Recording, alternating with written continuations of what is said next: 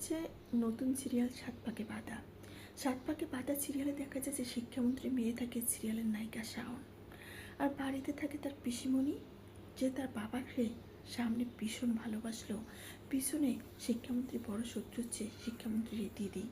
সে বলে যে শিক্ষামন্ত্রীর রাজনীতির জায়গায় সে আজ নয় কাল চলে আসবে তাকে সরিয়ে। আর থাকে শাওনের কাকিমা, যে শাওনকে ভীষণ ভালোবাসে।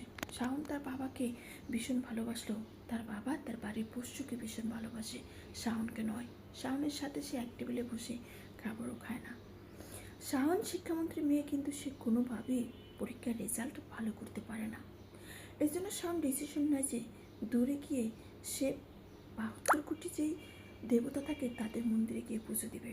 তাই সে বলে সেই বাড়ির ড্রাইভার শুভর বোনকে, কিন্তু শুভর বোন এত রাতে নিয়ে যেতে পারবে না বলে শুভ এসে শাওনকে নিয়ে যায় রাত 3টার দিকে। সেখানে শুভ শাওনের সাথে পালিয়ে গিয়ে সেই মন্দিরে পুজোতে যাতে পরীক্ষার রেজাল্টটা ভালো করতে পারে।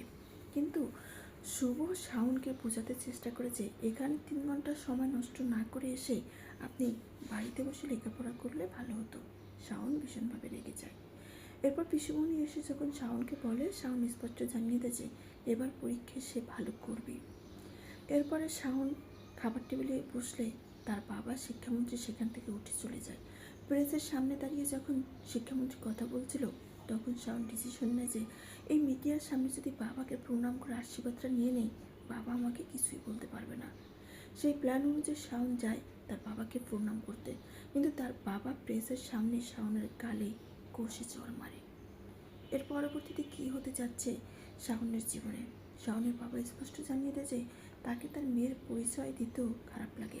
শাওন যদি তার মেয়ের পরিচয় না বেছে অন্য কারো পরিচয় বাঁচে, সেটাও তার জন্য